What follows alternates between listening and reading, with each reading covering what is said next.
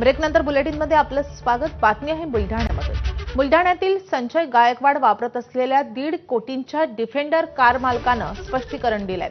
ही car आपलीच आहे आणि कमिशन पोटी कुणालाही दिली नसल्याची माहिती निलेश ढवळे यांनी दिली आहे। दरम्यान आपण कोणत्याही चौकशीसाठी तयार असल्याचे निलेश ढवळे यांनी सांगितलंय। कोणत्या कमिशनमधून डिफेंडर घेतली असा आरोप भाजपचे बुलढाणा जिल्हाध्यक्ष विजयराज शिंदेंनी आमदार गायकवाडांवर केलेला होता।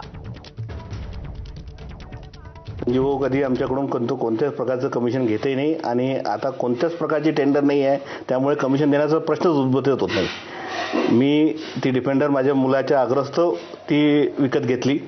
मला गाडीचा एक छंद आहे, वेगवेगळ्या गाड्या हे करायचा। जसे माझ्याकडे आता MG हेक्टर आहे, त्यानंतर आता डिफेंडर घेतली। डिफेंडर घेतल्यानंतर मी भाऊला उत्साहपोटी भाऊला सांगितलं। भाऊ म्हणे मग 4-5 दिवस मी पण बघतो म्हणे कशी आहे, म्हणून मी भाऊला ती दिली।